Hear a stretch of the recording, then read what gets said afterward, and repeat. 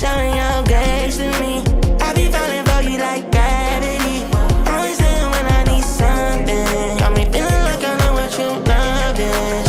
You keep showing your gaze to me. I be falling for you like gravity. Always there when I need something. Got me feeling like I know what you love is. Yeah. When I wake up, you give me reason to wake up. Never would've thought I would change up, doing the same stuff, but it wasn't enough. Lucy talking, I can't focus. Said I'm gonna lose and it's hopeless. I was too hurt and too broken to notice. Felt like there was no chance. You're the one that I want, but you know I need you in my world. Only one I think of, and I like that, cause when life gets crazy, you keep showing your gaze to me. I be falling for you like gravity. Always there when I need something. Got me feeling like I know what you love is. You keep showing your gaze to me. I be falling for you like gravity. Always there when I need something. Got me feeling like I know what you love is. I think I like this, I really like this. All these years before I was fighting. It don't matter what happened, you still invite me. Surprise me. It's crazy that you would die for me. Got me falling for you like gravity. Didn't know that I needed you that bad. Gave me grace even when I didn't get back. All the times that you tried to get my attention, knew you was there, but I didn't wanna listen. Did it my way, learned my lesson. I'm saved by His grace, and you know it's a blessing. I want, but you know I need you in my world. Only one I think of, and I like that, cause when life gets crazy, you keep showing your gaze to me. I be falling for you like gravity. Always there when I need something. Got me feeling like I know what you love is. You keep showing your gaze to me. I be falling for you like gravity. Always there when I need something. Got me feeling like I know what you love is.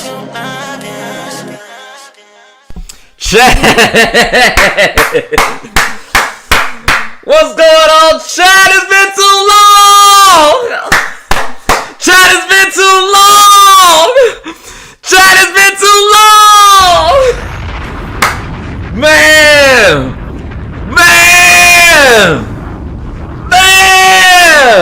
Yo, how y'all boys doing? How everybody feeling? Yo, I feel like, I don't know, man. I'm not gonna lie. I feel weird, bro. It's been a while since I'm doing a stream like this. It's been about almost 2 weeks now. Crazy. Like what, 10 days? Literally 10 days. That was literally right before my injury. Chat. Oh my goodness. But let me tell you something about, man. Y'all, if only y'all knew the kind of couple of weeks that I've had with this ankle, bro. Oh my goodness, chat. I mean, I'm talking about from like not feeling anything to being completely numb to having to get adjusted to these crutches to having this here scooter, which honestly, by the way, if it wasn't for the scooter, I probably would not be streaming with y'all right now. Like this this ginger ale right here is backing me up a little bit on the chest bubbles. But man, this scooter right here is saving my life. It's saving my life, chat, because like, so the way I don't know if y'all know what an Achilles tendon. I mean, if y'all seen the Jason Tatum thing, then y'all somewhat know what it is. But basically, chat, it's like if I try to elevate my foot, if my foot goes below my body in any way, shape, or form, then I immediately feel like that pain. It's like my body is giving like 30 seconds to register what's going on. And then it's just like shearing pain. It literally feels like needles and somebody just taking like a cheese grater and just down my leg. Like, it is not a fun experience at all, chat. It's not a fun experience at all, yo. I'm telling you, like when I first off, okay. See now that we're up and about, I can go ahead and like tell y'all like really what went down and like the recovery and whatnot. So the last stream that I had, I think I was the second day out, and I was still like hocked up on all kind of medicines. Like, they really put you on that stuff. You know what I'm saying? Like that stuff. They put you on that dog food once you come out. I'm like, it was some strong stuff, chat, but I don't know. Maybe I'm a heavyweight which I don't want to say because I don't take drugs. All right, I do not take drugs. I don't take drugs unless it's something prescribed to me, chat. I do not. I am not. I've never done drugs before a day in my life. Sorry, I'm adjusting my cast, my splint, or whatnot. But no, I've never taken drugs a day in my. I've never taken outside drugs, illicit drugs a day in my life. The only drugs I've taken is those that are prescribed to me. You know what I'm saying? But no, the stuff they have me on, chat, it just really like knocks me out or whatnot. But it knocks me out, but it's like it kind of takes away the pain, but it doesn't take it away. It doesn't take away enough for me to be comfortable. You know what I mean? So the only time I'm really comfortable, chat, is when my foot is above my chest.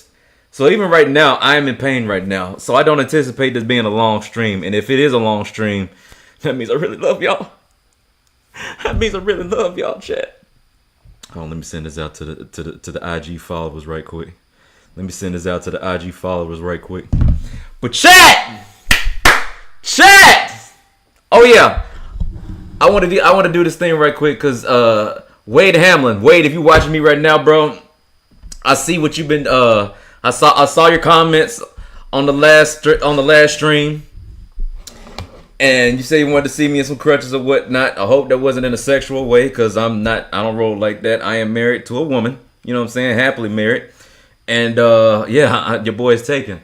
But for those of you, I do want to show y'all kind of like my journey with these here crutches right here. Hold on a second.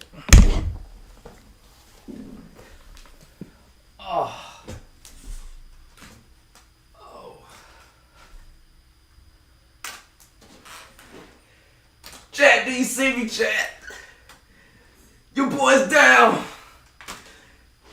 He's down a wing. He's down a wing, chat. But I'm still getting around as much as I can. I'm telling you, I'm going to be able to gorilla dunk off this right leg once it's all said and done. Because this left one is dead. It's dead, chat. Chat is dead. Well, it's not dead. Because I can feel stuff in it. And that's another thing I need to update on y'all too. Cause, let me put this thing back up. Ooh, all right. Okay, put this leg back up. All right.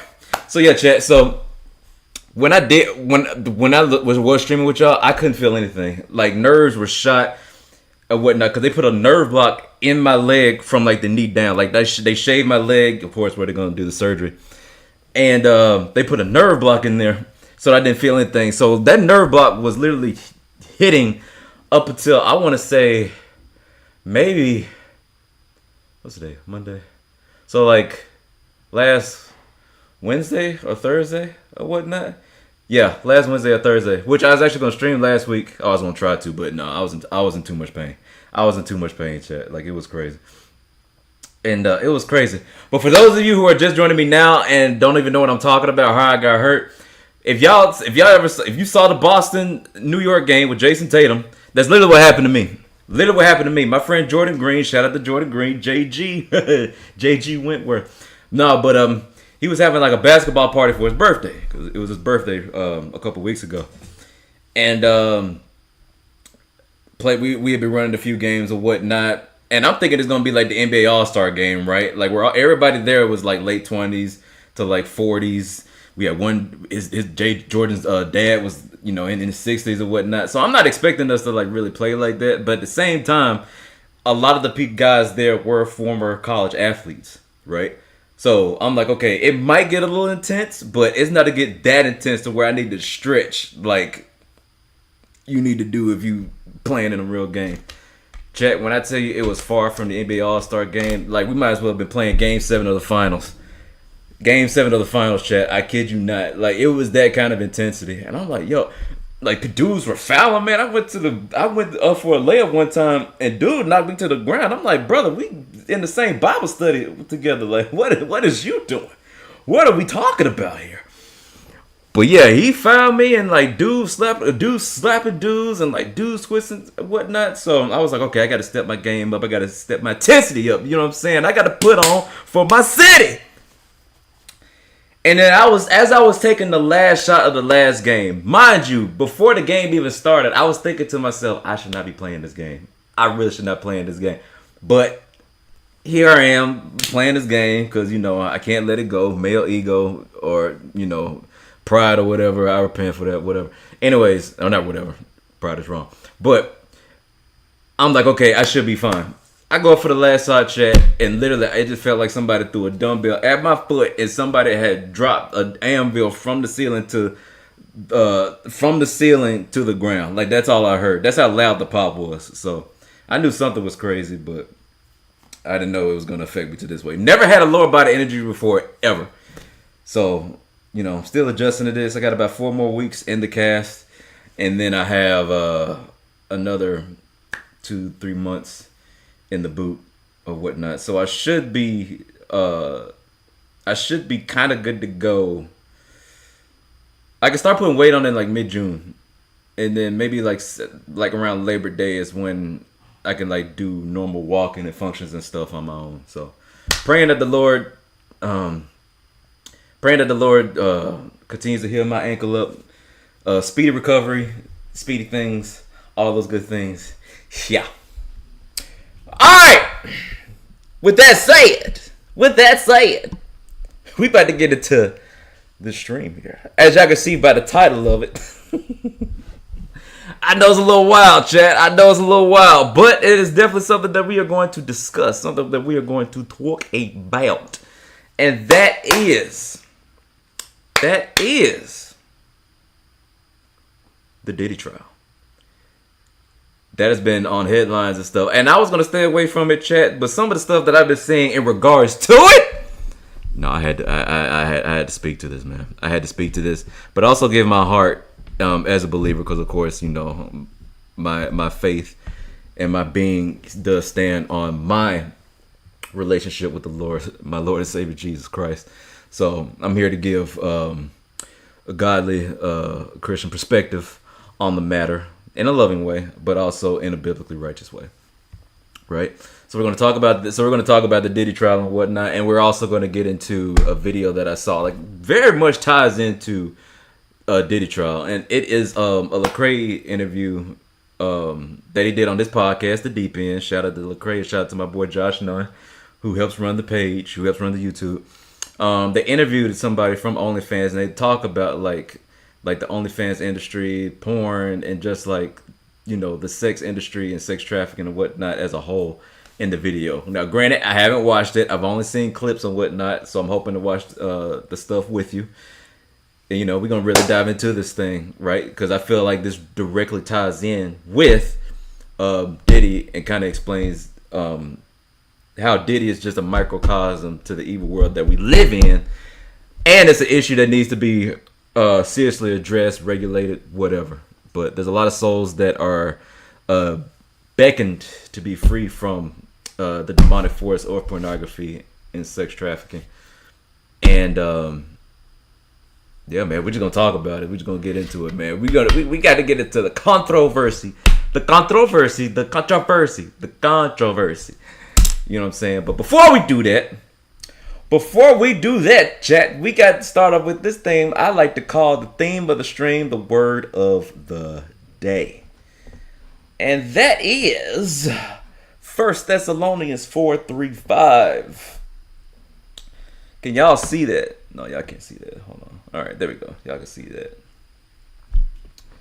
Hold on. Y'all are not supposed to see. Wait, what? Oh. Hold on. I forgot. There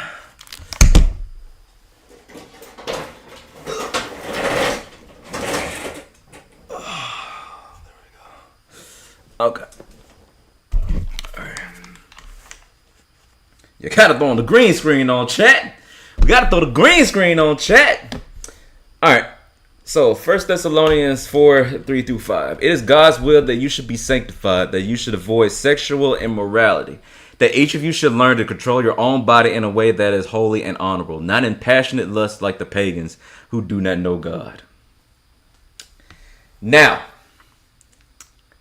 As a matter of fact, you know what? I'm going to go into the second one, and then we'll discuss this and discuss as to why I chose what I chose for today's theme of the stream. All right. adjusting the camera right quick. Okay. All right. Okay. All right. 1 Corinthians 6:18. Flee from sexual immorality. All other sins a person commits are outside the body, but whoever sins sexually sins against her own body. Basically, what the Bible's saying is, keep it in your pants until you do that dance of holy matrimony. You know what I'm saying? Wait till you're married. Simple as that. Simple as that. Now, for all you want to say, well, what's the definition of sexual immorality? What does that look like? Well, let's look it up. Sexual immorality. Meaning. Okay, the term is used in scripture to refer to certain activities. Okay, you know what? I don't even have to say this, all right, because that's long. Basically, what that means, sexual immorality is any type of sexual activity outside of a holy covenant, i.e., marriage, made before God between a man and a woman. All right, but outside of husband and wife, sanctioned by God. All right, that's sexual immorality. And basically, what it's saying is to keep yourself pure of that. And it's not just physical too; it's also visual. Keeping your eyes, because the Bible does say the windows are the eyes to the soul. All right. You can corrupt yourself by the things that you see and hear. Right. So you got to stay wary of that. Be mindful. Be on guard. Be on watch. Satan is crafty. Some of y'all see that from social media and whatnot. You know what I'm saying? And the stuff that you see on like TikTok or X or what have you. Like, it is a very real thing. It is a very real thing. And the reason why this particular verse points out sexual immorality. Wait, where was I? Where was us? Yep, sorry, yeah. 1 Corinthians 6:18. All of the sins a person commits outside the body, but whoever sins sexually sins against their own body. So I'm going to take a deep route to go and say that the thing about sexual immorality is all the other sins you commit, you affect other people, right? Of course you affect yourself, but you're more so affecting other people. Whereas with sexual immorality, you're literally, if y'all have ever heard of this thing called, again, I'm going to the deep in this. I mean, we can go shallow, you know, of course we could talk about STDs and unwanted pregnancies or whatnot. But if we want to go into like the spirit of it, the soul of it, when you have sex outside of marriage, sexual immorality, in regards to like, you know, doing things with somebody who is not your spouse, you are spiritually connecting yourself to that person, i.e. a soul tie.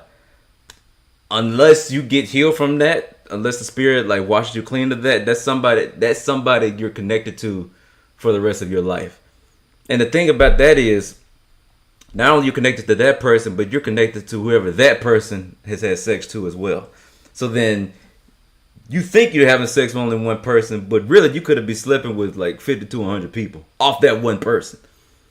And then think about it too, like the Holy Spirit is the only being, is the only person that's supposed to live inside us, right? Jesus called the lovers of our souls, and it's his spirit that we take on as believers.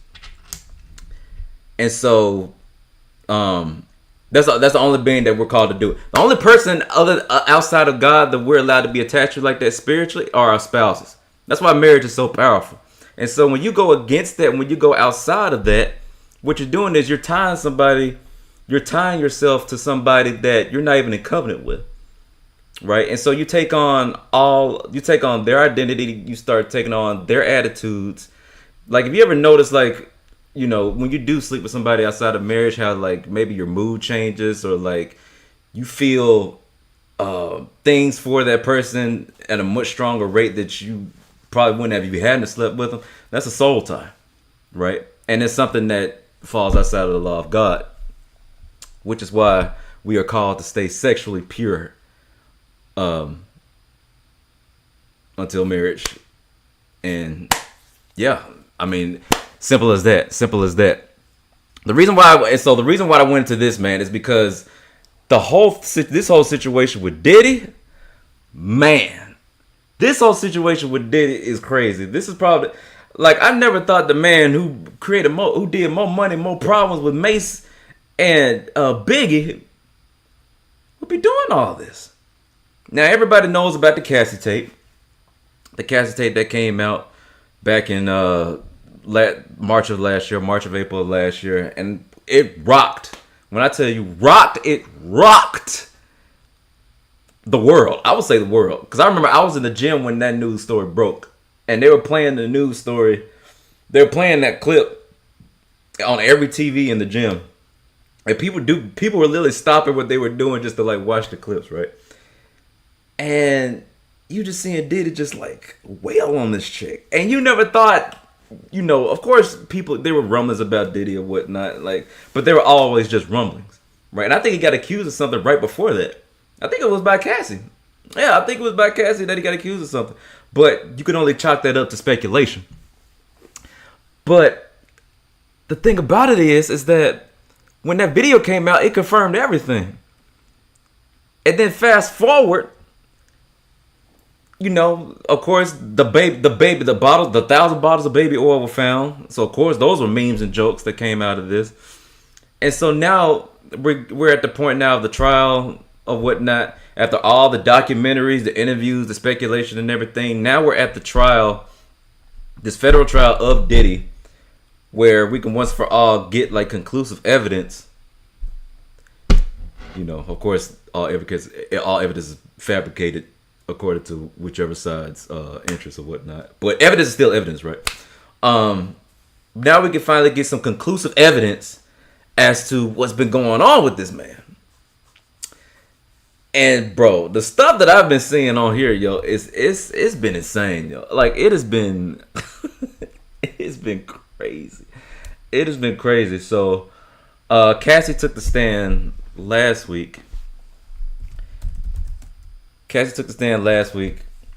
And she kind of confirmed like all the stuff that you know, people have been saying, like all the documentaries and everything. People have been saying about like her getting abused and Diddy punching her and like subjecting her to these freak offs and whatnot. Like, and it's been pretty sick, yo. Like it truly hear some like demonic stuff. Like I think at one point she said that Diddy there was this male escort, which apparently they dealt with a lot of male escorts during this time. But Diddy was dealing with these escorts and whatnot, or he would invite these escorts to have sex with Cassie while he watches in the corner. First off, ain't no way in the world. First off, bringing the third person into your, well, they're just boyfriend and girlfriend, so that's outside of, you know, the law of the Bible anyways. But to bring to see a dude bang it, have sex with your woman? Huh? And then an escort on top of that. You don't know what the man has. This man could have STDs, all kind of stuff. And then Cassie goes on to say that when her and the escort will be done, she would then take the male escorts mayonnaise and do stuff on Diddy's. Like, man, I'm like, bro, what is happening? What is happening? What are we hearing? What are we talking about? And then today, Dawn Richard, who was on Danny DeCane. I don't know if y'all remember who Danny DeCane was. There was a girl group back from, I think it wasn't Making the Band or something like that. Back from Making the Band, she takes the stand and she says that she saw. Oh, check. Are y'all back? Are y'all here?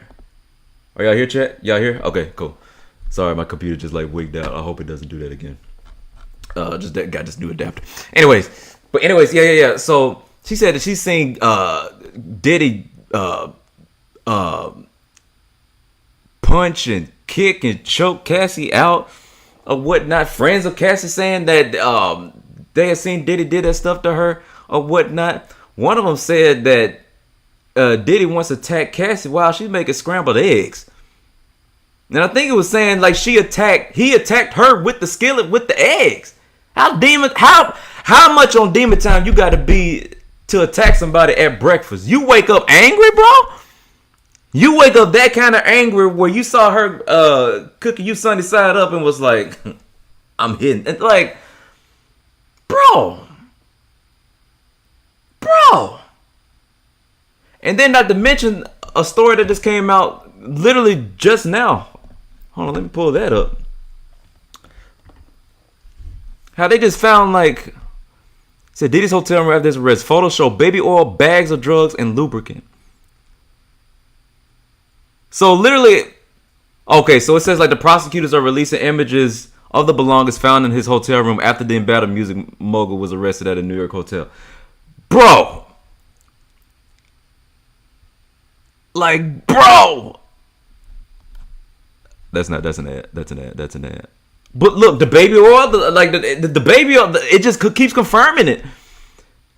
Oh, here we go. Okay, here we go. All right, so among the items discovered in Combs' hotel room on September 16th were a plastic bag filled of Johnson & Johnson baby oil, 5 bottles of baby oil and lubricant standing together on the floor of the bathtub.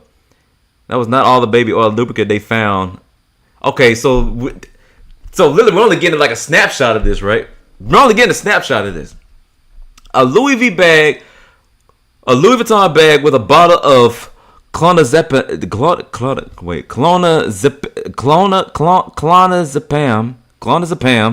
I don't know if I'm saying that right, Chad, or not. Clonazepam, a benzodiazepine, no. I'm getting this right. A benzodiazepine, a benzodiazepine that is used for anxiety and seizures. So are we saying now that Diddy has seizures now? Is that what we're saying right now? Is that what we're saying?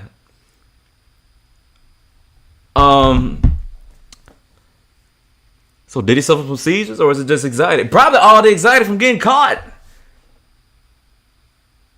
Like, this dude doing all this stuff to all these people, man. Like, what do you expect?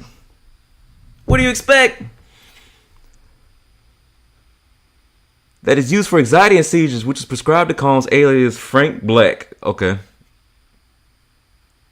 Oh, so Combs went by Frank Black. This dude had a whole nother...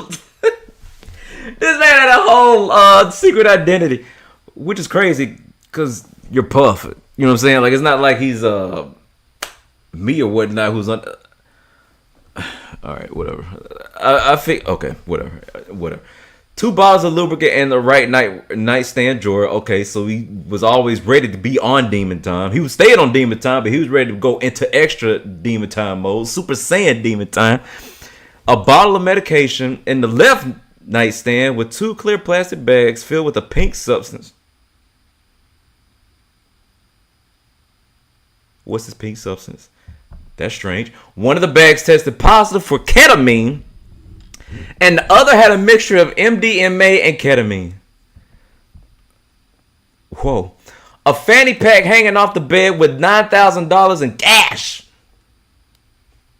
Man, you just wearing fanny pack that got $9,000 in cash? Sheesh. Cell phones belonging to Combs and Christina KK Coram, who have been described as Combs' right hand. I'm scared to click on her picture because I don't know what's going to pop up, so we're going to keep it as that. All right, it says in past court filings, Combs' lawyers have said that he was staying at the Park Hyatt to make himself accessible to authorities and surrender to law enforcement. Combs has been jailed. No. Okay.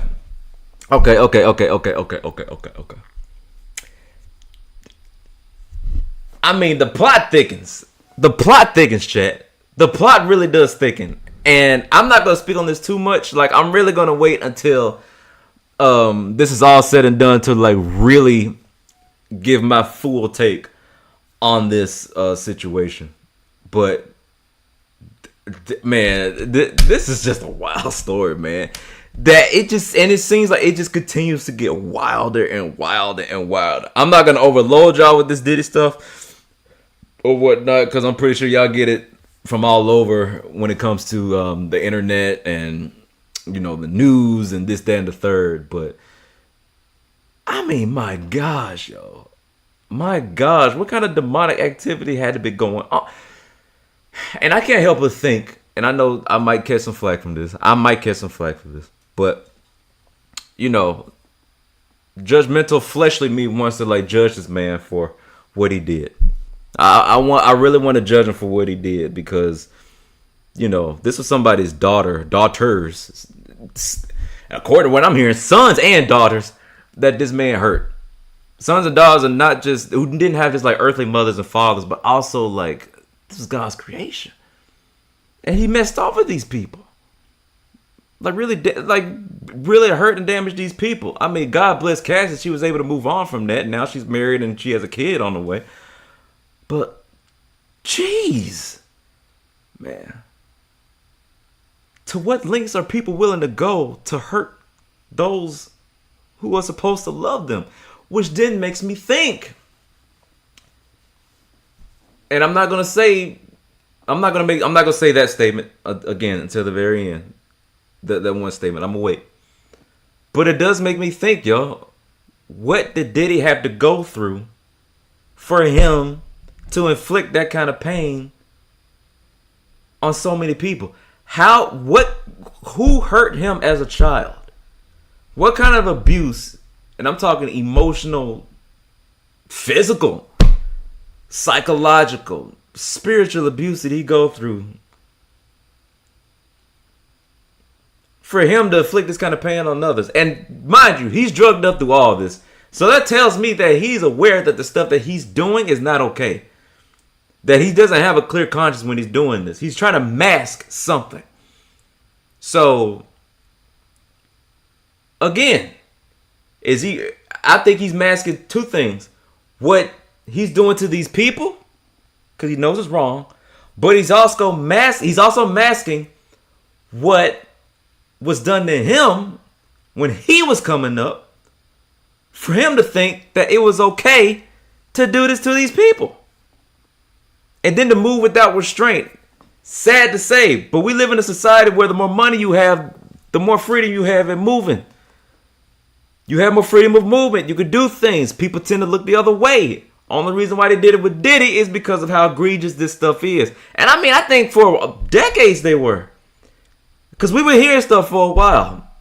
But after watching that video that came on CNN last year, you couldn't help but deny it.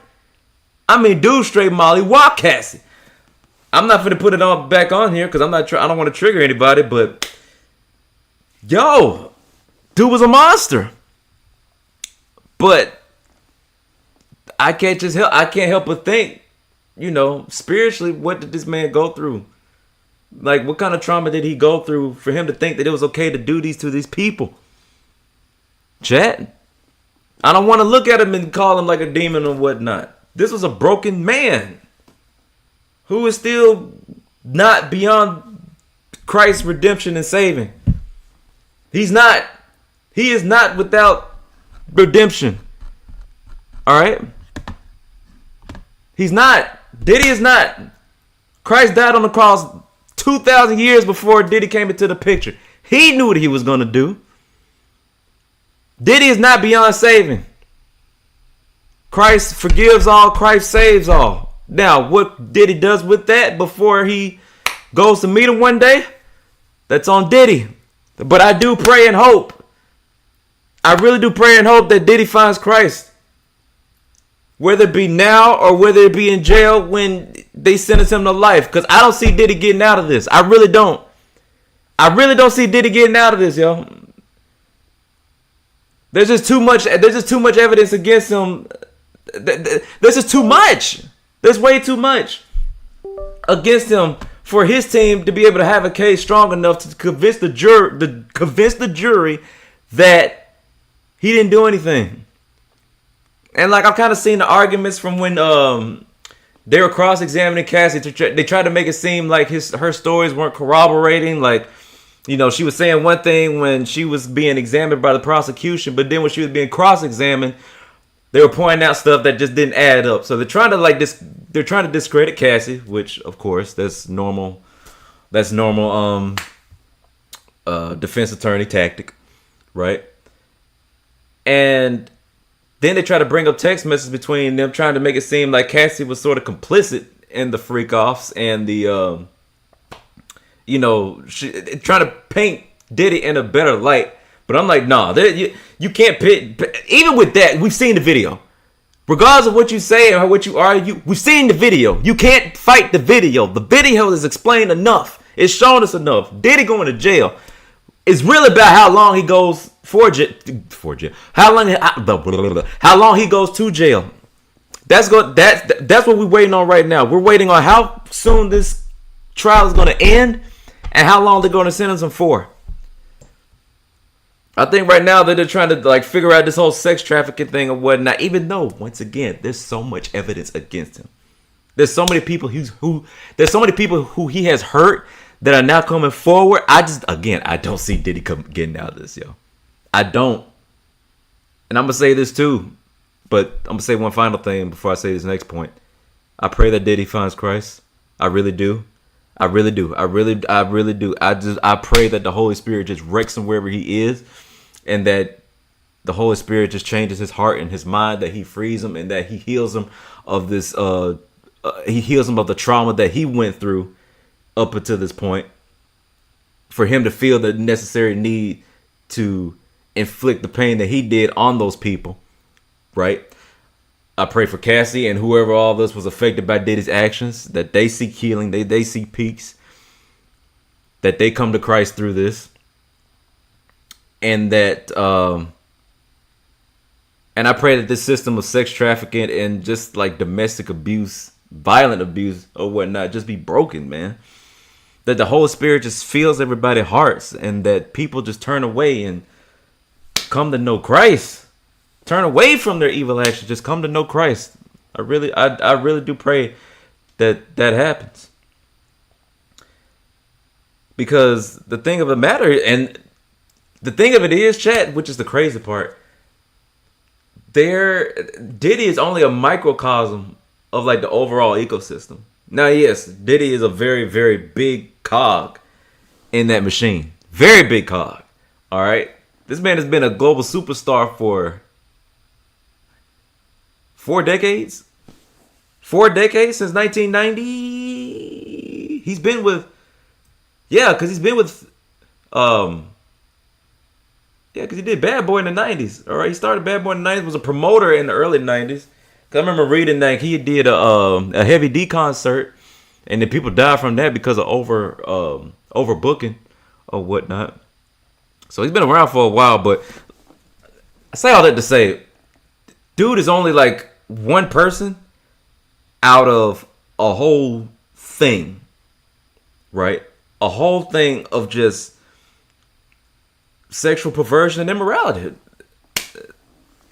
Basically. That's all that is. And I think that this is something that needs to be this is something that needs to be taken care of. This is something that needs to be addressed and dealt with. Man, my mind is still like ringing about that, yo. It's still ringing about that, chat. Oh my goodness.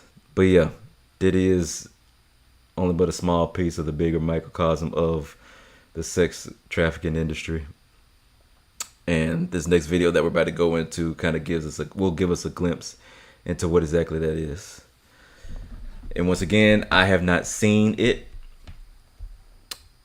I have not seen it for myself. I wanted to wait to see it with you guys. I wanted to actually see it like a long time ago, but my injury happened. My injury happened, and then some technical stuff happened. So yeah, I just couldn't do it. But what's the name of it? Lecrae. Just look up Lecrae. Yeah, chat, we're gonna do this, and then I'm gonna have to head out because my leg is killing me right now. I'm starting to feel it. All right. Where is it? Let me see where it is. There we go. All right.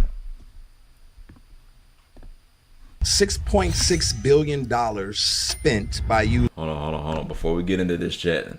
All right, I'm about to react to Lecrae's 90%. Hold on. I gotta do this for the video later when I clip this up. All right. I'm about to react to 90% of viewers are married. OnlyFans insider reveals ugly secrets to Lecrae. I'm about to react to Lecrae's episode. 90% of users are married. OnlyFans insider reveals ugly secrets to Lecrae. Chat, y'all ready? Is y'all ready? Let's get it. Users in 2023 alone. More than the combined salaries of the NBA, the NHL, Major League Baseball. Everyone's heard of OnlyFans, but no one really knows what it is. There's a house in LA. There's a girl named Sophie Rain who's a Christian OnlyFans girl, and she's got a bunch of girls that literally Christian OnlyFans girl. They make childlike content on TikTok to be able to promote their OnlyFans. It's I hear mothers that tell me little girls are now like, I want to be a part of the. I love it. Oh my Lord. This is diabolical. It's like a feeder system. So we've had Nala Ray who said she made $14 million. And we had like China who said she was making like $20 million a month at her height. Is that the reality for most girls? The reality is the average wage of an OnlyFans creator is $180 a month. Were you there long enough to say, I know this is going to be successful? Were you able to figure that out? Yes. The younger, the better. Sheesh. This is dark. Okay, I want to show you a couple things. Hey, Chad, I'm going to tell you right now. Anybody with weak constitutions, please leave the ride. You must be this tall to ride this ride, Chad, because we about to dive into this thing. In my head right now, I can think of like 5, 6 guys, 10 guys that I remember, and that's it. I don't ever have like one answer. It's fine. Yeah. This is the Deep End with Lecrae. All right, so my next guest, incredible story. This young lady is an Australian who is an incredible business consultant who used her marketing expertise to become an OnlyFans recruiter. But she dove deeper in and got to see what was going on under the hood, things began to change. She felt conflicted and decided to do something about. Not a scout. I don't think I've ever seen anything with an OnlyFans scout on there before. It's about to be lit. The conflict that was warring in her own soul, and has created an incredible organization to help young women see their value and their worth. Ladies and gentlemen, meet Victoria Senes. Thank you so much. Absolutely. I appreciate you for being here. Yeah, thank you for having me. So, that's a lot. That was a mouthful. Yeah. There's so much that I want to know. Let's just get a background on who you are, first of all. Just like, who are you? Where'd you come from? How did you get to where you were? Yeah, definitely.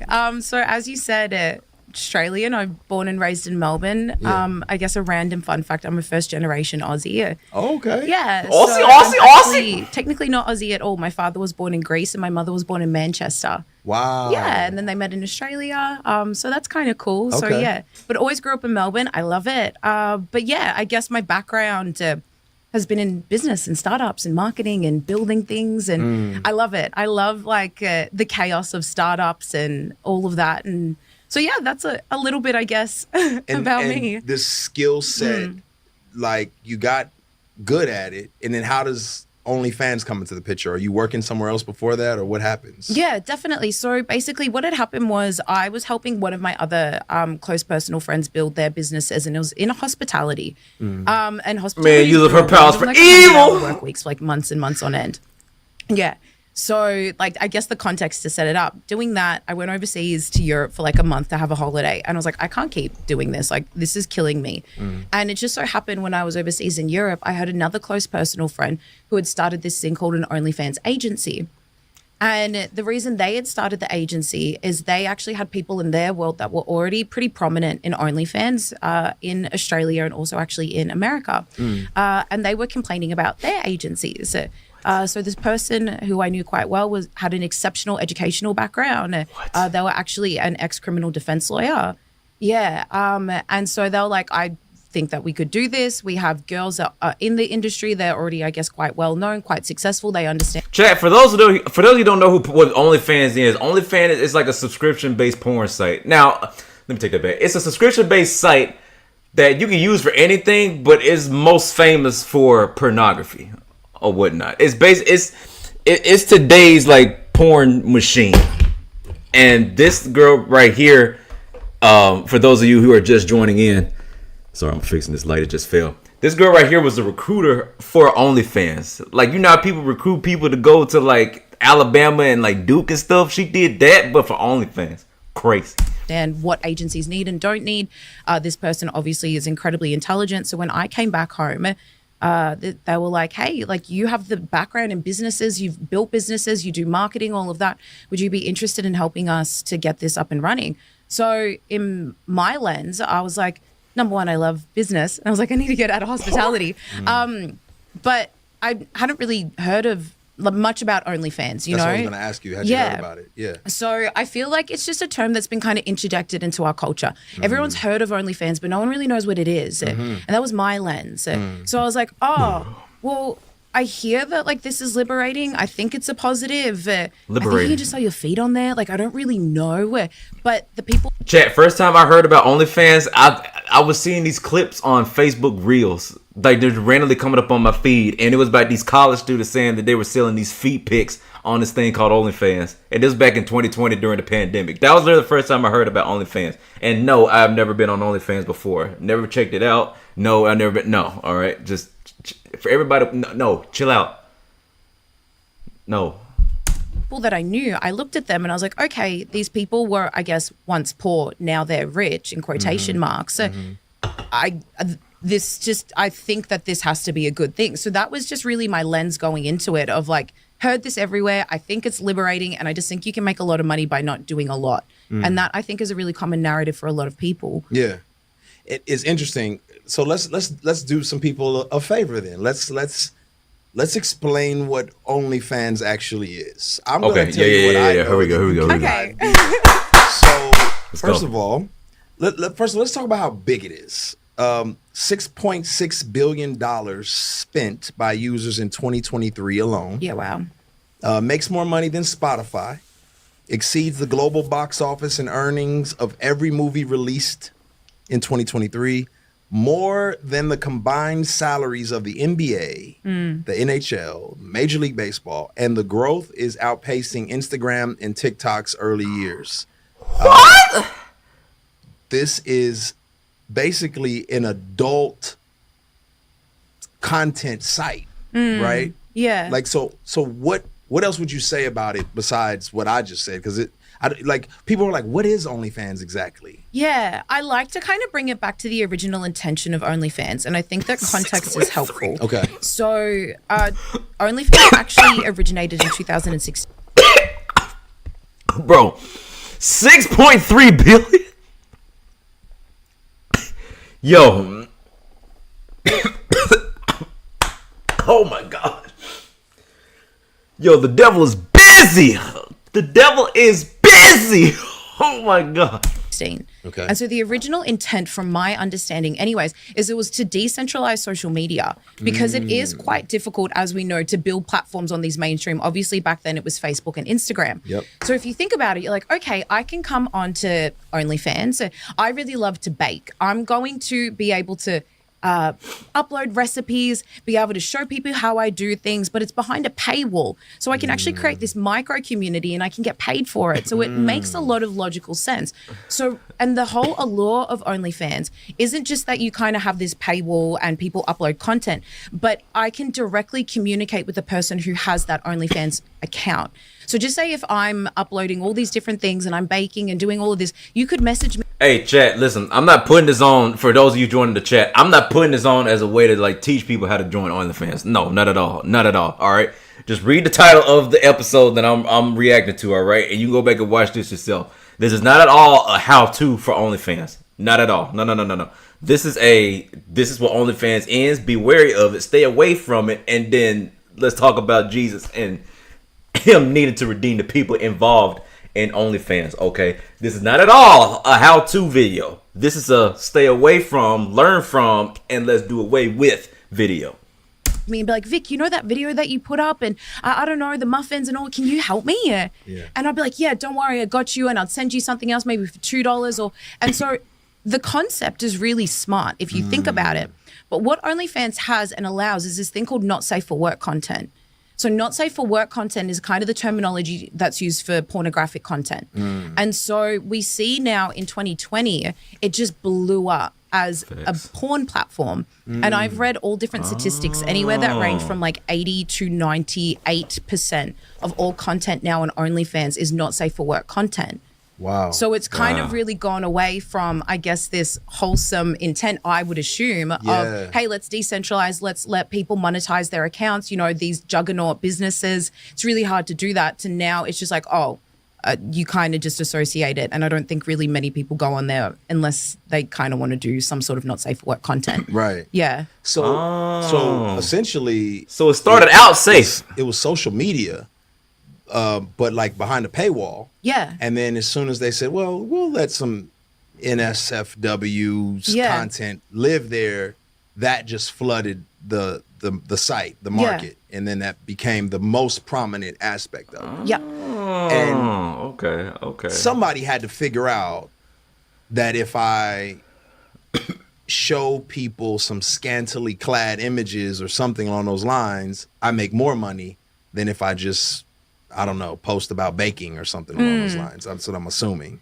Well, I wonder, this is like, I don't have an answer, but I wonder, and if the whole allure, because if you have a look at 2020, why would it have blown up during lockdown? What again is the allure of OnlyFans compared to traditional pornography? It's this, I can communicate with you.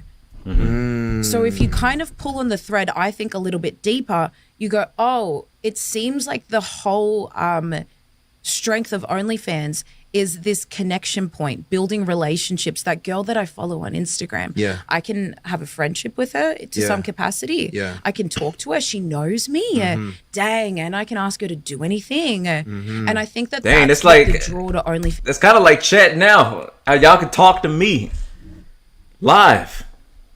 That's crazy. But it's it. They turning tricks. Fans it's this curiosity piece, but then it's this whole, and I'm sure we'll get into it, but then this whole relationship aspect that's built, and I think that's why it kind of blew up so much, especially during a time where everyone was basically in lockdown. Yeah, that's very interesting. I was looking at an article earlier, and it talked about capitalizing on the desirability and the desire for relationships, and it. Like capital. Now, I've never been on OnlyFans, so I don't understand the function. Are you like the person sees you, or is it both ways, or you can only see the person that you're following? So two-way street in like a webcam perspective, right? Like if I follow said person, can they see me, or I just see them and they send me messages? So this is like a big, I guess, also misconception that it's like webcamming live stream, right? Anyways, my exposure in the agency where I worked at, because I just don't want to generalize, but not a lot of that happened in any capacity at all. I didn't see any of that. It's this thing called pay-per-view content, and so locked content. Yeah. So what it is, think of like an Instagram feed, and so you would see everything on the Instagram feed, but then the whole kind of main place where you spend your time is in the messages. And so every day you're sending a certain amount of pay-per-views to people. You're sending like free content. You're sending all. And so that's where it's all happening. It's all in the messages and it's all in the content that you're sending, and everything's stored in this thing called a vault. So that's kind of where the difference is. It's not necessarily like you're jumping online and like live streaming on OnlyFans. So they're sending, if they have time, the person you're following will create a personalized message and then send that to you if you pay. Yo, like and subscribe. In theory, okay.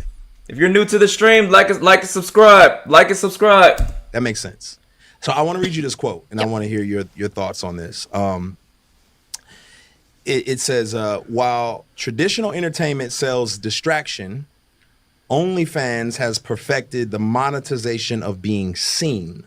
The platform hasn't just created a market for digital desire, it's proved that personalized intimacy even in its most manufactured form, is now more valuable than almost any form of entertainment we produce.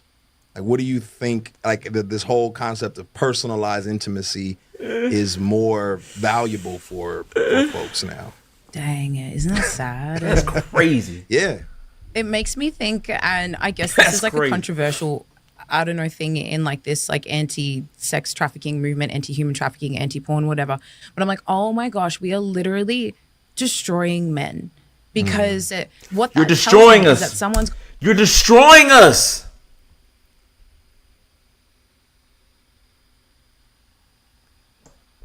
gone, oh, I can just realize that the weakest essence of a man, and we know all the statistics about men currently, and they're the highest rate of suicide, mental health. Men are really struggling. So that tells me that someone's gone, well, you can literally just leverage off like the brokenness of men and make money off it. But we're putting it in these Demonic. fluff words. Yeah. Because the Demonic. majority of subscribers are men. And what are they looking for? They're looking for a relationship. They're looking for connection. So this is why it's a bigger, like OnlyFans is a bigger cultural issue than just people putting naked photos on the internet. Yeah. It's because of things like this and what is it doing? And like, again, what is happening in our world and how is this bleeding into everything? Yeah. So for me, I'm like, that just shows that people don't care about the fact that they're just, again, using men to be able to make profit. What was it like? Talk us through the story of you. Man, for all the men out there who watch OnlyFans, bro, that ought to incense you, man. Like, they're using you. They're literally using you. They're squeezing you. They're just wringing you out for your coinage. Becoming a recruiter gosh. and then like saying, "Wait a minute, I don't like this." What happened there? Yeah. Okay. So I can go like through the whole. Go for it. Yeah, take us down the path. Yeah, because I guess all the elements matter because it all kind of ties into each other. Yeah. So I guess we'll go back to just came back from Europe, had someone really close to me be like, hey, Vic, this is what we're doing. Are you interested? I was like, yep, that sounds great. Ended up quitting working in hospitality with my other friend building their businesses. And so any startup, as you know, there's no money in startups. Right. Like, so for about almost 6 months, I would say it's like an unofficial consultancy role. Again, really close friends and stuff like that. So every single day you're working on the business, you're doing all the things. And so as we're building the business, we're realizing that there's kind of 3 main elements to an OnlyFans agency. And so element number 1 to an agency, and the whole point of why agencies exist, is account management. And so if you think about this from a logistical perspective, if you have a girl, just say on social media, on Instagram, that has hundreds of thousands of followers, and she's funneling all those followers to her OnlyFans, she's perhaps having at least tens of thousands of people on her OnlyFans. Well, now we know that the whole allure of OnlyFans is that we can communicate.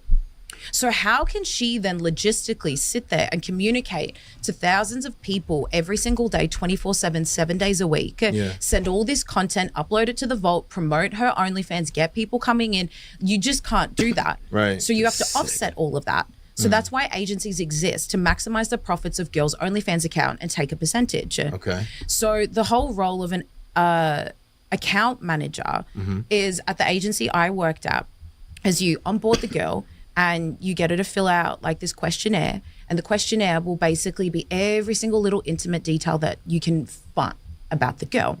And we can get into even like some of the things that are like on the questionnaire, because I think that plays into this bigger thing about the ethicalness What's the type of it. of question? Would So just say like one of the things that we talk about, that I talk about often, is the levels. And so this kind of plays into, people say that this is ethical, that there's free will, it's empowering, and the girls get to choose. And so the reason why I think this is important to explain is that as soon as you're inaugurated into this ecosystem, you haven't even signed the contract to come into the agency. You're doing this questionnaire, and it's got this thing called levels.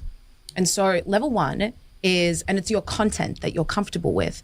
So you'll come, you'll fill in all these intimate personal details about yourself, and you get to the levels. Level 1 is bikini and lingerie, Instagram content, we call it. okay. Level 2 is implied nude. Level 3 is full nudity, and excuse the language. Level 4 is everything but anal, and level 5 is everything. Whoa! So the reason why that's significant, Whoa! because you're coming into this, oh, I have an expectancy of what I'm comfortable with. But I'm seeing this. If I tick the bottom, does that mean I have to get to the top to be successful? Like, what's the psychological play here? Wow. Yeah. crazy. And so, and then there's this stigma at the agency when girls were like, oh, I'm not making like enough money, or I'm not. And well, you're just a level 3. So there's this soft influence from the agency. And then again, think about the desensitization. Level 1 on a traditionally now porn platform, and we're calling it Instagram content. Yeah. Yeah, that's like, crazy. There's so many threads we can pull on here. That's crazy. But then and this is kind of jumping ahead, but I'll circle back. As we went along at the agency, we realized that level 1 makes no money. And it was actually my idea. Look, chat, why they have this set up like a video game? Level 1 through 5? What? Like it's Super Saiyan or something. Like what? Yeah, I was like, well, why don't we just get rid of it? So then people don't even have the option. Wow. So then you're already entering into this system. Again, I think you can just sell your feed on there. But wait a minute, I'm coming on here and you're telling me that the base that I have to do is implied nudity. Oh. And so that's really important to understand already what's happening psychologically to these girls. And we're just at the questionnaire. Yeah. Yeah. Now, well, before you keep moving forward, Yeah.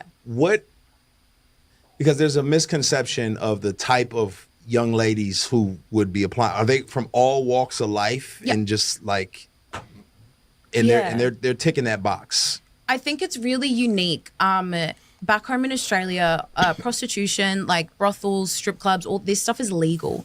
So there is a totally different lens in America where this stuff is illegal. Yeah. A lot of the girls here are, oh man, actually, no,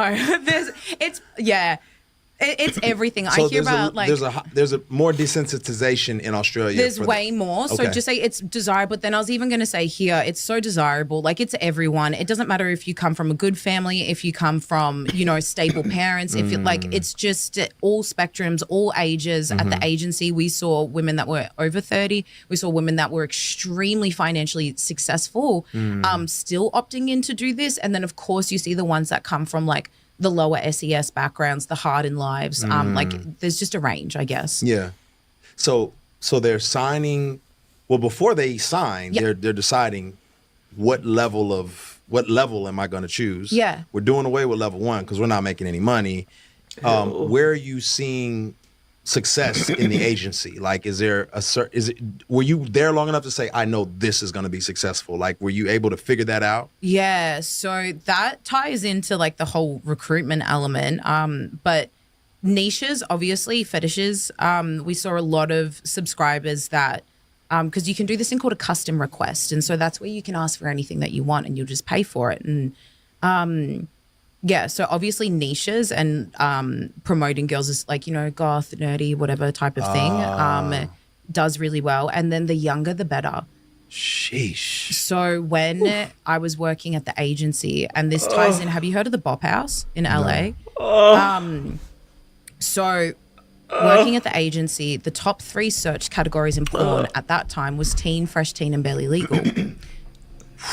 Yeah. Crazy. Yeah. It's wild if you... Oh God! Oh my goodness! Oh Father! Oh Father! Oh my gosh! If my daughter was caught anywhere near that chat, I would have a brain aneurysm. Oh my gosh! I'll be like, just take me now, Lord. Lord, just take me now. Oh, my heart hurts. My heart hurts. Chat. Ew. Crazy. And so that's why I asked about if you heard of the Bop House, because there's a house in LA. There's a girl named Sophie Rain who's a Christian OnlyFans girl. And she's got a bunch of girls that... Christian OnlyFans girl. What kind of an oxymoron is that? Christian OnlyFans girl? Christian OnlyFans. Christian OnlyFans. Huh?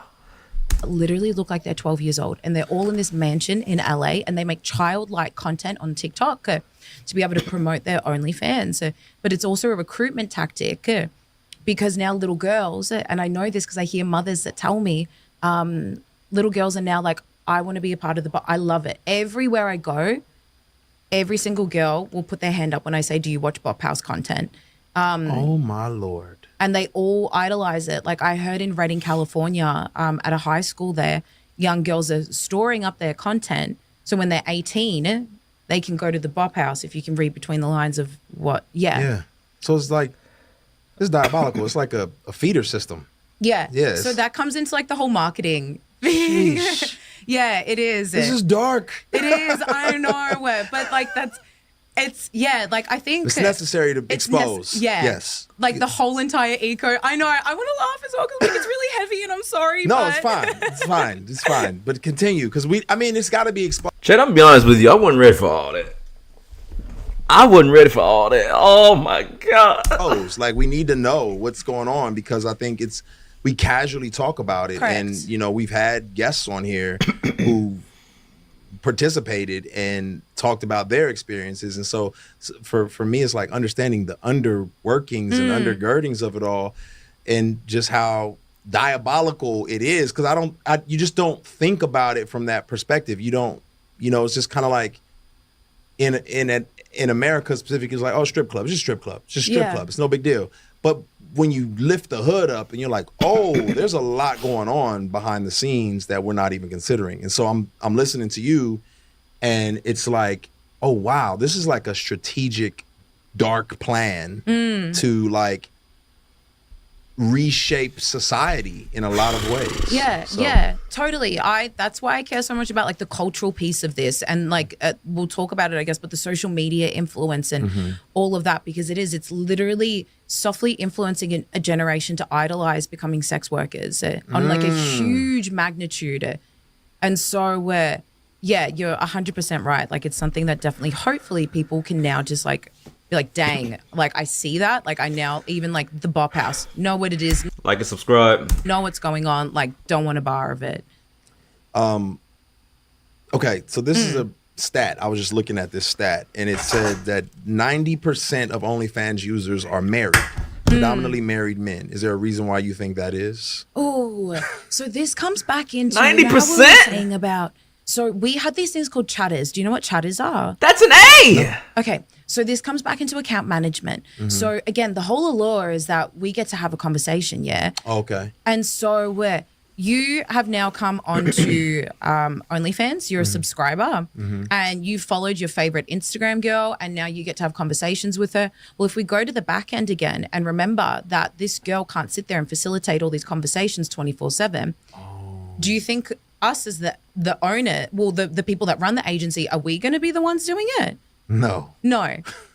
So we offset that and we hire people from the Philippines. And so it's cheap labor. So it's people that you pay like $1 to $5 an hour and their role, that's why you have the questionnaire because the questionnaire turns into a brief and then that brief is of the girl and you give that to the chatter and a chatter is someone that it's a commission job and they'll pretend to be 4 to 5 girls and they're just sexting men for 6 to 7 days a week, 12 to 14 hour days, trying to make as much money off them as possible in this thing called the girlfriend experience. And that's what we would train them in. Woo. Yeah. So my brain is. I know. So on one hand, Mr. Smith thinks he's chatting with this bombshell on. Yeah, you talking to a random Asian.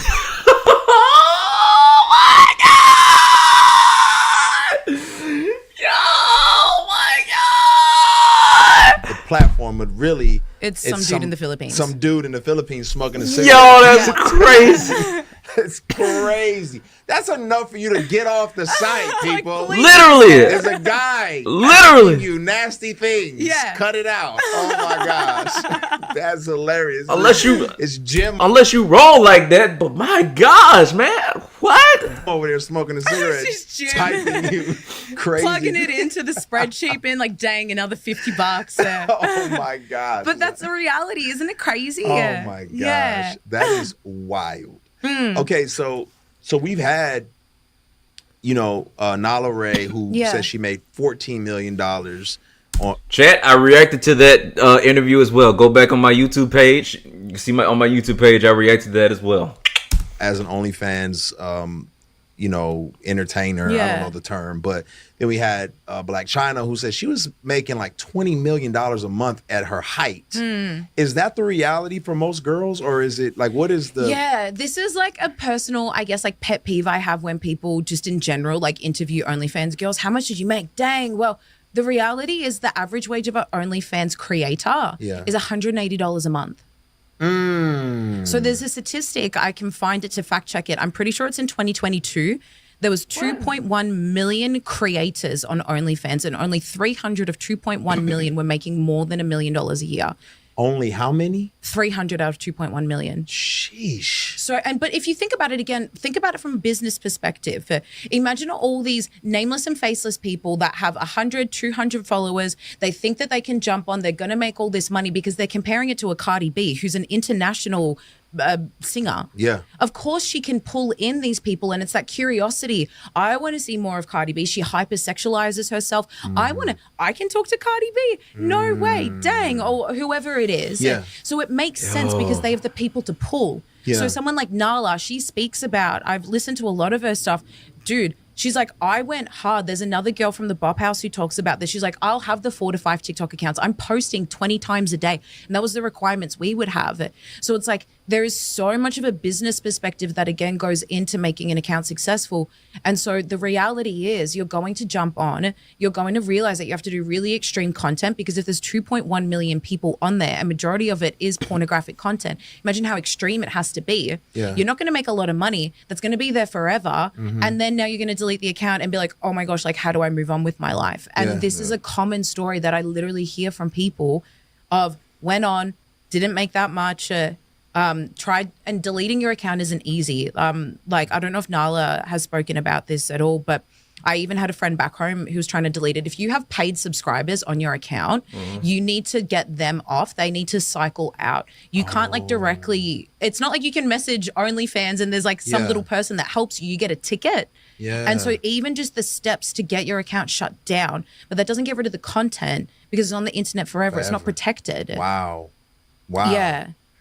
So what was the you're scarred forever. the moment Oh of, my like, gosh. of clarity for you? Like, Yeah. how did this happen where you were like, wait a minute? Yeah, you gotta talk about This the is not clarity. okay. Let's talk Yeah. about the moment of clarity. So for me- let's talk about the epiphany, yo, because we've been to the depths. Let's come out of the valley and let's go to the mountaintop. Cause Yeah. So yeah, you've got like the account management side. I was doing all the marketing. So my role was to make girls go as viral as possible, as quickly as possible, to put people into funneling systems. And so that like that's a whole thing in itself. But I wasn't seeing the back end of OnlyFans yet. And Okay. so I've never even personally been exposed to pornography. I've never like consumed it. Like, and so what had happened was we realized that again, if we're impersonating someone and you've got me over here who's doing all the marketing, and then you've got the OnlyFans account manager who's running all of that. Well, if you're the subscriber and you're talking to the girl here and talking to the girl here, but we're not communicating, you're going to be like, dang, wait a minute. I told you that over here. Oh, is it really you? Hold on, wait a minute. So we're like, okay, we have to change the way that we structure the business. So instead of doing all of the marketing and then there's this person doing all the OnlyFans, we split the girls in half and you started to do the full life cycle. So this is when I started to see everything, and I started to see all the porn, and I started to see what the girls were doing. And I'm like, I've built relationships to some degree with these girls at this point. Got to know them, know their stories, their personalities, like who they are as people. And then I'm jumping on the back end and I'm seeing these acts. And it's just, I'm just malfunctioning. So I'm seeing porn technically for the first time. And then it's people that I know, and it's people that I've built relationships with. And I'm like watching this stuff and I'm like, you have incredible family values. You're so funny. You're so generous. You're so kind. And I'm watching what you're doing and I'm like, what? This is what we're doing. They were degrading themselves, like, Yeah. demeaning themselves. Yeah. And it's just like these women were so exceptional. And then I'm watching and I'm like, and it all kind of clicked together from that perspective. But what was happening in my heart is I was like, this is wrong. And so I started to ask questions. And I started to ask people at the agency who worked there, like, what do you think about what we're doing? And someone told me they're like, people, you know, safe injecting heroin rooms. Yeah. They're like, it's like a safe injecting heroin room. People need a safe place to do drugs. We give people a safe place to do porn. Wow. And I just wasn't satisfied with the Sheesh. answers I was getting. And so for me, what had happened was I was like, okay.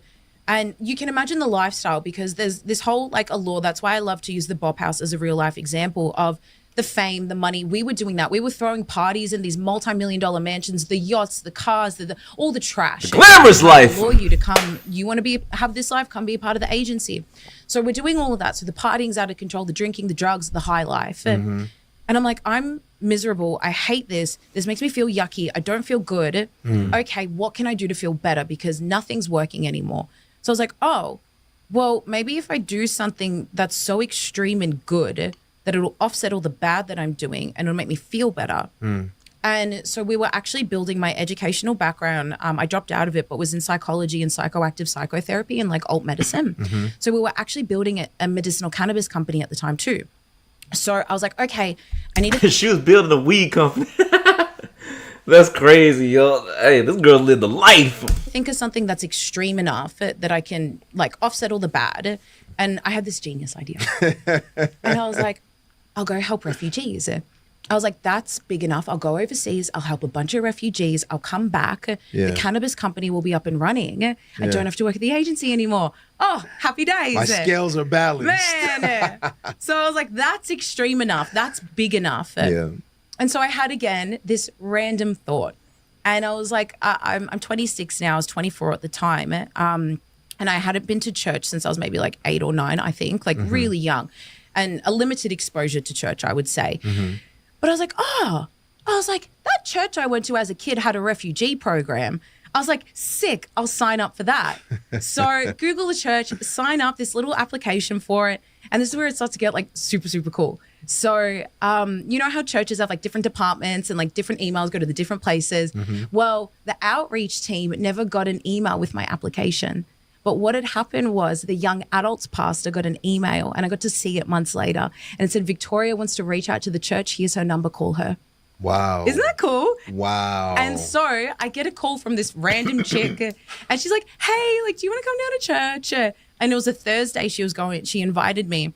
And like I'd alluded to kind of what was going on, but I just thought it was like the vetting process of what Christians did. Like I didn't really know. Yeah. So I rock up to this church on a Thursday and I remember I'm like sitting in my car at the front and I'm like, I can't go in there.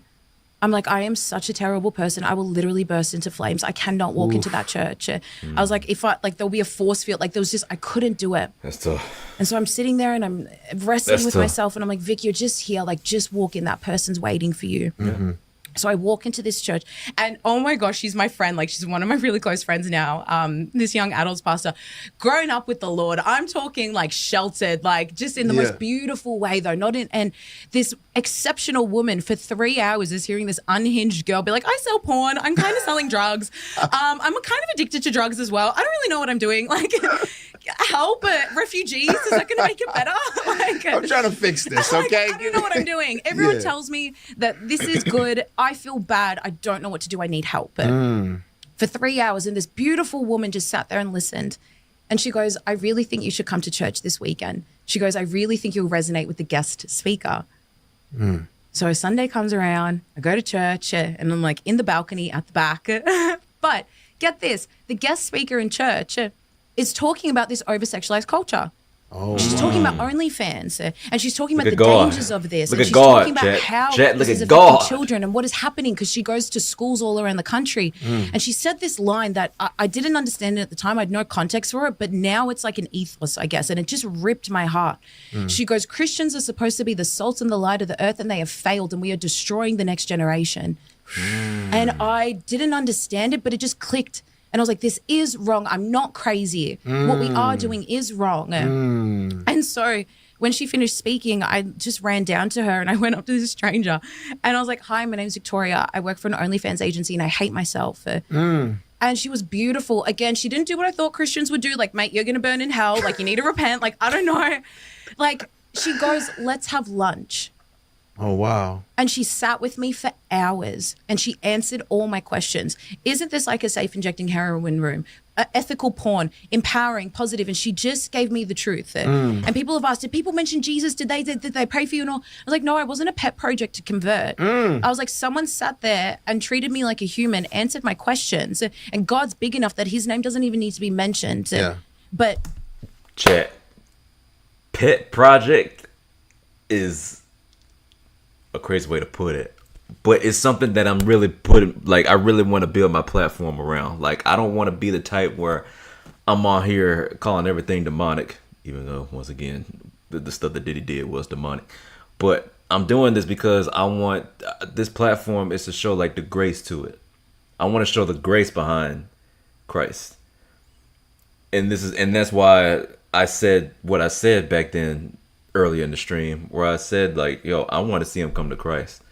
I want to see him come to Christ, that he be redeemed by Christ, that the Spirit just really fills him up, and that he uses this experience that he's gone through as a way to touch others around the world. Like, I really pray that this be like a Paul situation. I really do. So, and I'm glad that she's saying this, chat, because this just shows what we as Christians should be doing. This is like the heart. And this is the heart, and this is the soul of what the Great Commission is about. After that Sunday, I just knew that this was wrong. And by the Friday, I quit the agency. I walked away from everything. 8 weeks later, I'm baptized, and literally, like no joke, every single day since then, that was a year and a half ago, I've been talking about this. Wow. Yeah, you started an organization. Is it Creating Gems? Yeah. So that's like my it's not like a non-for-profit, it's an actual like for-profit business.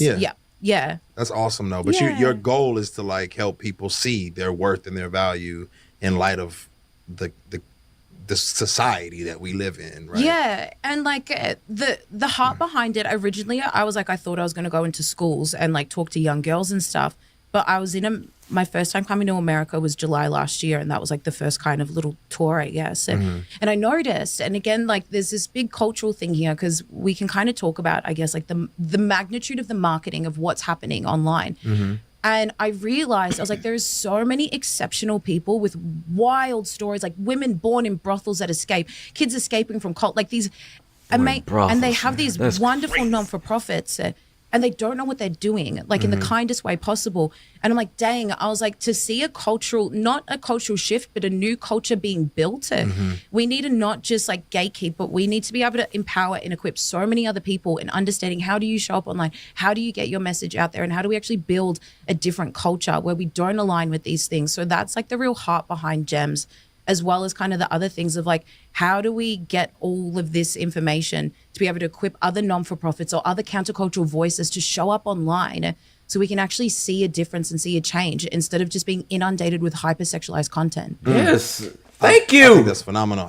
I'm grateful for the work you're doing now. And I love your story, because I resonate with it, because I didn't grow up in church either. So it's just kind of like, I'm just like, I remember my first time in the church, I was like, the lady was like, "Are you saved?" And I was like, "What is saved? Saved from what? I don't know. I don't know this world." And I think God does something unique with people from the fringes of society, and just like you have a unique voice that no one else would be able to have. But you said something like about the safe heroin room, right? And I'm curious, like, if someone were to play devil's advocate and just say to you, well, this is a safer way for women to, like, it eliminates sex trafficking, you know, like, at least they're not being sold. They have agency over their bodies. Like, what do you say to people who would, like, come with you with that type of thought process? Yeah, so it's really interesting. I actually just recently did an event in Houston, and I had a lady say that to me. She's like, I thought OnlyFans eliminated the trafficker, but I'm now understanding that agencies are the traffickers. And so that's what we have to understand, is there's that element. That's a bar! That's a bar! And I think the US definition of human trafficking, it's like coercion and manipulation.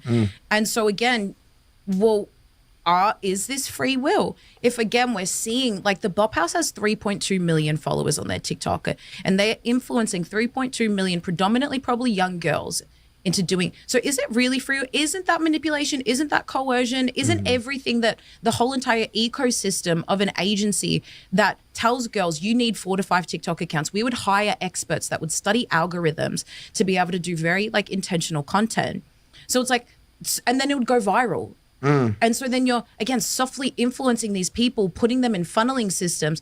Oh, well, this woman's rewarded, therefore that's what I have to do to be rewarded. Or this woman, she loves doing this, so I'm going to consume. Well, again, is that really free will? Is that really, or is this actually just a mass manipulation on a grand scale? Like, they're the questions I would pose, you know? Man. So for, like, the people who, she got this down to a science check. Like, some folks are just, they have blinders on for whatever reason, and they're participating in this the same way you were. You're like, something's not right, but I don't know. But have you seen the detriment in people's lives? Like, what are some of the things that, like, that we don't know that is like, man, this messes people up in these kind of ways? Like, whether it's the content creators, whether it's the agency workers, whether it's the guys on the other side? Like, are there any things like that you've seen that are like, yeah, this is what people don't see? Totally. I have 3 stories. Go Can for I 'em. share? Because Yes. I was like, dang. I was like, I don't know what one to pick. Pick them all. Okay. We're here. We got time. The first one is when I was working at the agency, and one of the girls who was working there, who was one of the OnlyFans girls, hated doing it, didn't want to do it anymore. Was like, I get anxiety doing this. It makes me feel sick, but I don't know what else to do. So I was like, okay, babe, let's sit down. Let's get you involved in the business side. Sat down with her and I said, what are you good at? She goes, I'm good at being hot. I said, nah, come on. Like, what are you good at? I thought she was being like, she goes, no. Chat, the fact that she said that like it's a skill, I'm good at being hot.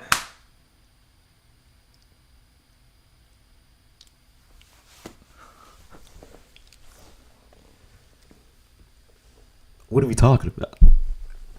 What's she talking about? No, Vic, I can't do anything else. This is the only thing that I'm good at.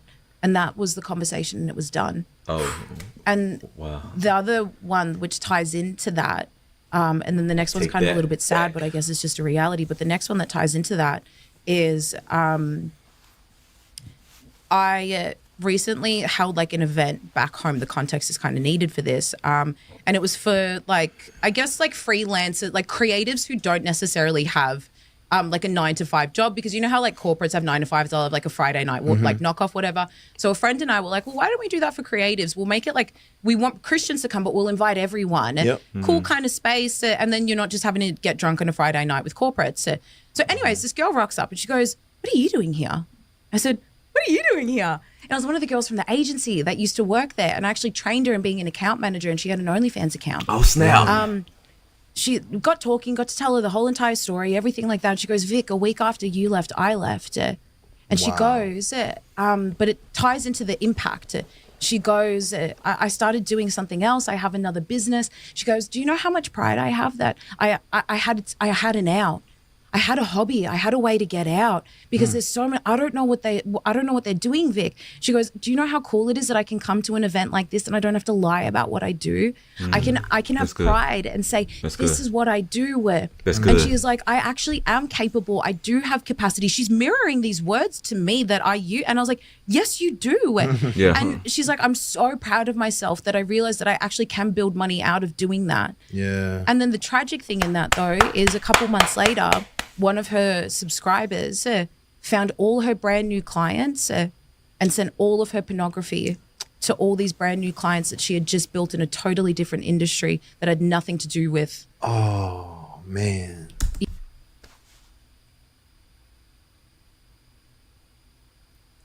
What kind of demon time you got to be on to do that to somebody? The girl trying to clean her life up. She trying to clean her life up. And homie just leak her stuff to her new clients that have nothing to do with the OnlyFans.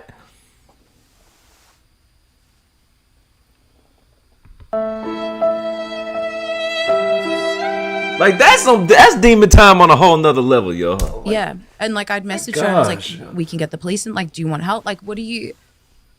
And that's the reality that people don't think about. Yeah. You It's know, there forever. Yeah. Like you said.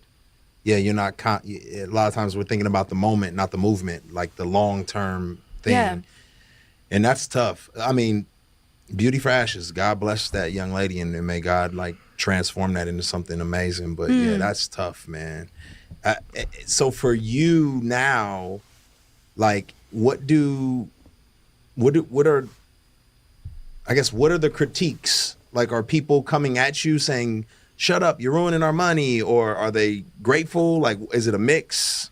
It's a mix. Like, I've had people say that I'm not a girl's girl because I don't like encourage women wanting to do porn. But I think, yeah, and a lot of people are just like, well, who cares? Like, She's not a girl's girl because she want to help girls? Yo, what is wrong with people, man? What's let wrong with people do whatever they want. But again, I think like if you pull on the thread of let anyone do whatever they want, if you let everyone act out every single little thing that they want to do ever, like, we're gonna have a pretty scary place. So I get a mix. I'll be honest with you. Yeah. Usually, like in trafficking. There's like a pimp in prostitution who takes a part of your cash for protection, but then that generally doesn't end well. Those girls are abused by this person, and then you have Diddy, Pimp, Cassie, and whoever else he's had in these freak offs, the people that end up getting abused.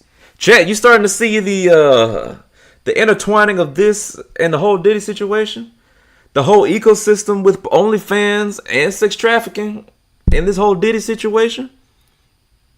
Even with the pornography stuff, what Diddy was doing pornography, and we did hear about him doing tapes and whatnot, but I remember reading something or hearing something. I don't know if I heard from somebody or read it, whatever.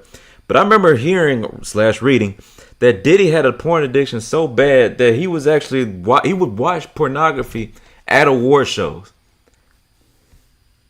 You heard me correctly. He would watch pornography at award show. I mean, like they say, and the nominees are, and he's sitting there watching who knows what. I'm telling you, man, it's a strong spirit, because it's again what we talk about with 1 Corinthians 6:14. Every other sin is outside the body, but sexual immorality is the only sin where it affects you. It directly affects your body, what you're hooked on, who you having these invisible soul ties to. It doesn't have to be like direct sex. It can even be what you're visually watching, who you're connected with. The spirits and the demons behind that. It's strong out here, chat. You got to be wary. You got to stay on guard. Some women say they have freedom from the power, the type of work they do with OnlyFans, but then there's this imbalance because the men are, I guess, the OnlyFans owners and whatnot are taking 20% of you showing your body on the internet. So it's kind of like they're saying they don't want to pimp, but someone is still taking a portion of their money, and I guess the agency as well. Yeah, so we take a percentage. Right. So is there really the power that they think they have in existence, or are they still, like you're saying, they're being trafficked by the people who are taking a percentage and the agencies as well? What do you say to those women who are like, no, I got power, I got my agency? Yeah. What is the difference, just say, if physically we had a house with a bunch of girls and we were taking photos of them and putting it online and being like, you have to give us a certain amount of money for doing that, and we just physically housed them, between us doing that digitally and doing the exact same thing. Like I say with recruitment, like we would cold message people and be like, hey, we love your vibe. We think you're so cute. What is the difference in us standing on a street corner and going up to young girls and saying, hey, you're really cute. Have you ever thought about doing OnlyFans? There's no difference. But people think because it's behind a computer screen, for some reason, it counteracts the weight of it or whatever it is. Yeah. But there's no difference in what happens digitally to what happens physically, and they bleed into each other. Yeah. I love that analogy. Matter of fact, I heard someone years ago say, if you were sitting in a room watching people engage in, sexual activity, Sit there and watch? did he just reference Diddy?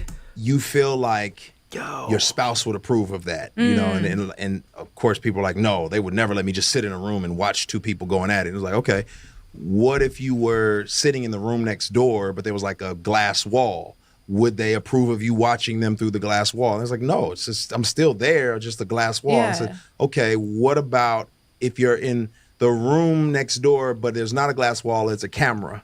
And they're like, no, because I'm sitting there watching them on the camera. And I'm like, okay, well, let's say you're across the country with the camera. What's the difference? Yeah. And it's like, when you think about it, we've desensitized it so much. And I love how you're putting it, because I wouldn't have considered that. It's like, yeah, you're still trafficking people, but it's got a different name. And I guess people would push back on that because, like, no, that's not, they're not against their will. especially in Australia because it's legal. So, Yeah, you know, exactly. they're not going against their will, but it's doing something internally to them. And then, of course, the damage in society as well. Well, it's even more crazy because it's like, especially where it's legal, and I'm learning this more about like the push to have all of this legalized in America. We go into brothels back home, and we just do like outreach. That's awesome. And again, people have this really big perception that it's women that, you know, they're put in the van and then they're brought here or whatever. Majority of them, they want to do it, in quotation marks. Again, it's because culturally, like even just say our biggest influencers are sex workers. And so like we met this one girl who was from Japan and she's like, yeah, I came over here on a year contract. I'm going to work in the brothels, earn a bunch of money so then I can go home and study. Just casually. Like it meant nothing. Then we went to another one and it was a bunch of Aussie women and they're just having the time of their life on a Saturday night, working in the brothels. It's what they do. Like there's no barrier between it in any capacity. And it's like, is that, and again, that's like, yeah, there's this one influencer back home who's like a full service sex worker and talks about all his stories and people literally will write, I idolize you. Wow. I love you. You bought a Tiffany's necklace. I went and bought a Tiffany's necklace. Like, and I'm just like, dang. So again, if we legalize these things or we desensitize ourselves, again, what you just said about culture, it's like, well, these are the realities of things that happen, you know? And I don't think How you idolize sex workers? How you idolize sex workers? Ew. we see the consequences of like. I mean, not ew to the sex workers themselves, but like they're connected with these people based on what they're doing, not the person themselves. Family breakdown of our conscious, like just our sense of morality and ethics just getting flatter and flatter and flatter to where, I mean, who knows where we end up? We're already somewhere bad. I don't know where we'll end up. But if there's like, I think there's like two camps, right? There's one camp who's kind of like, well, those girls deserve what they get. They made a terrible choice and, you know, they're dumb and good riddance to them, you know, like that's stupid. And yeah, just basically condemning what they're doing. And then there's another camp that's like, it's a sexual revolution. Allow them to be free. If they're making money and they're happy, don't bother them. Where do you think both camps get it wrong? The first one, I just think of like, dang, I've made stupid mistakes. Look at what I did. Look at like, and that's just the tip of the iceberg. And there's every single person can sit there and be like, oh, that was a close. Oh, glad. Thank you for forgiving me for like whatever it is in whatever capacity. And that's what I struggle with a lot is, well, they deserved it. They this, they that. I'm like, but everyone wants grace. Everyone wants forgiveness. Everyone wants a second chance. Yeah. And it's like, so why is anyone else less deserving when we do make free will decisions that are really stupid? But unfortunately, that's a consequence of life. We do dumb things. And this, I guess, can come into faith. But unless you do have those guiding principles, and even then, you still make really stupid decisions. Like, you need grace. And so I just feel so much empathy for those people because I'm like, how hard must they be on themselves and how miserable must they be? Because if they can't accept, they must like, there's something that is eating them up, you know? So again, that just comes into, damn, we're called even higher. We got to love on people even more. We got to show even. Hold on, did she just curse? I just caught that. Oh, man, hold on. Oh, wait a minute, hold on. Oh, that was slick. That's crazy. All right. Okay. More grace and like just the goodness of God. That's grace, like, though. We're showing grace. That, we're showing grace. And then for the people that say like the sexual liberation thing, like, okay, to be candid, like no one enjoys hookup culture. And if you do, you are totally desensitized and you're in denial. Let's be real. The amount of girls, conversations that you have and it's a Saturday night and that dude messages you at 10 p.m. and you're like, should I do it? Should I go? Or what? Yeah, girl, you're single, you know, like just do it.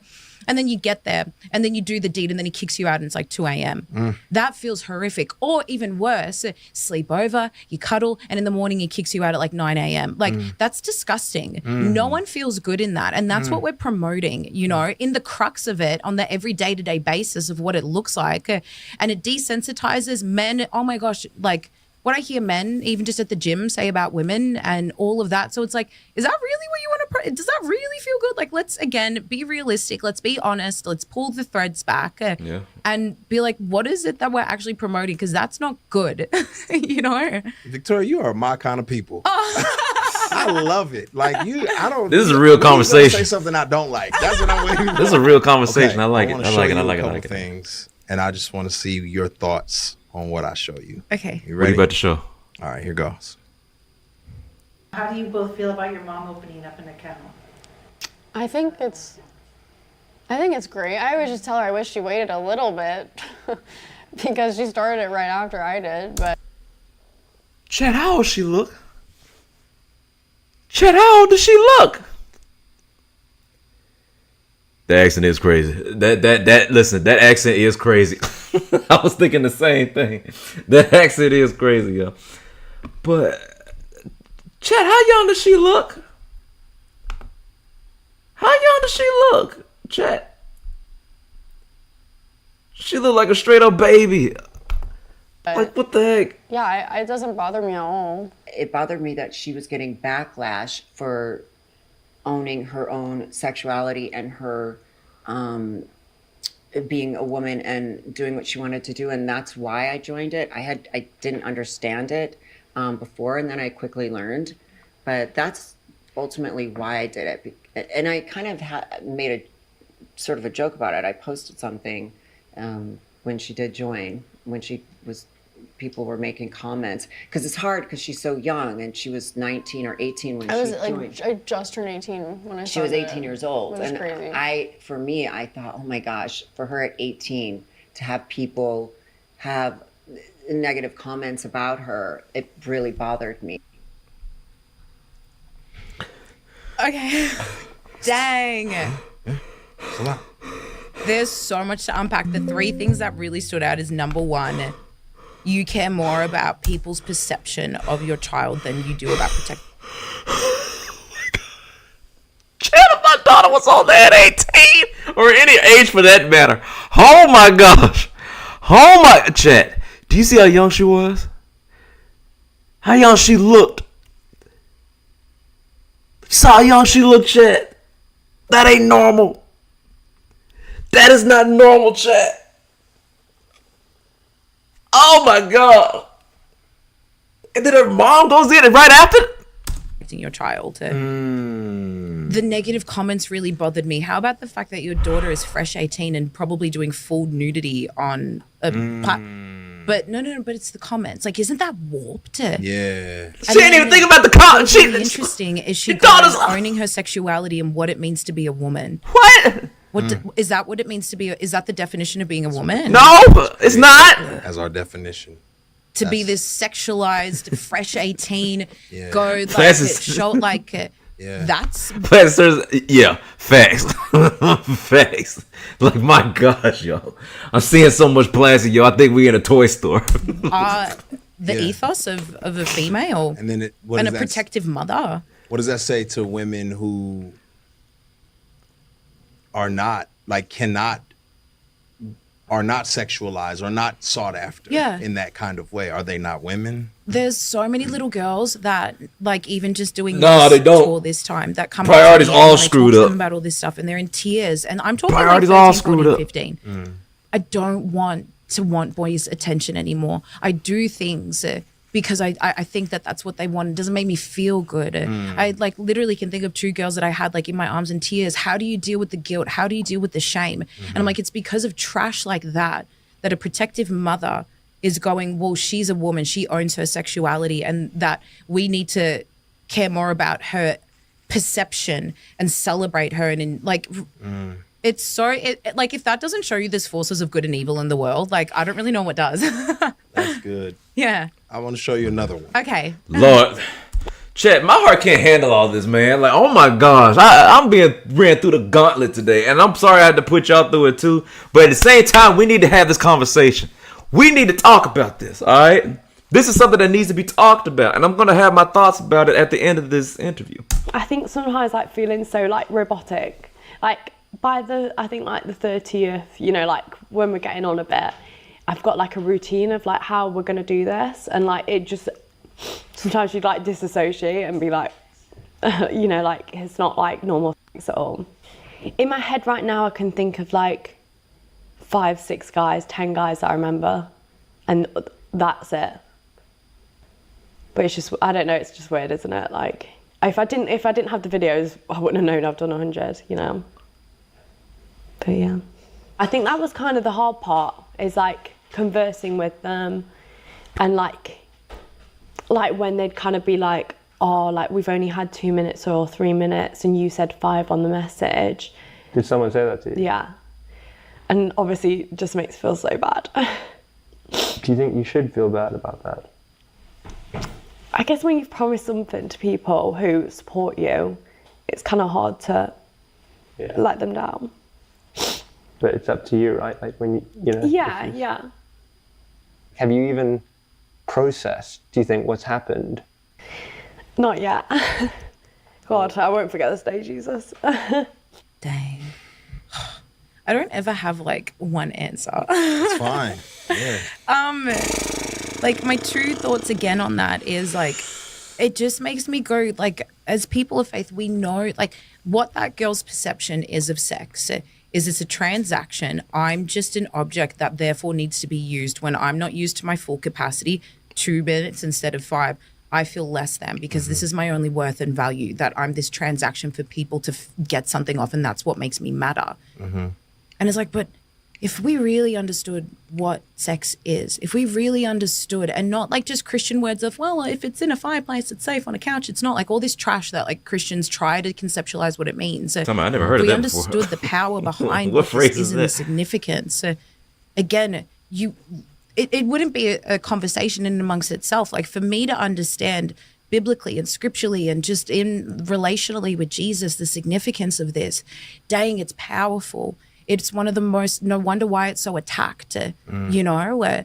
And so I just, again, it's almost like it feels like a call to action of people. If you say that like you're of faith, this is the consequence of us not understanding our scripture and understanding Jesus and not being bold and talking about these things that seem like they're awkward and uncomfortable, but the world is screaming it. Yeah. Right. So why is it that the world can scream what Lily Phillips is doing and promote that and be so, like it's global, that 100 Men. Bonnie Blue is global, but yet we feel, well, it's a bit there, like really? And so that's just what that tells me, is of like, if we proclaim Jesus, if we love him, if we truly understand the significance of what it means holistically, then dang, we should be not afraid to have any of these conversations. So girls like that never get into positions like that, because she matters. That's good. You know? That's really good. Let me drop a bomb for that. Yeah. Oh, bet, Jet. Let me drop a bomb for that. That was fire. That was fire. And I 100% agree. I 1000% agree. Let's be real about it. Let's talk about it. How the outside world can talk about all this nonsense their way, but then and God's the one that created sex.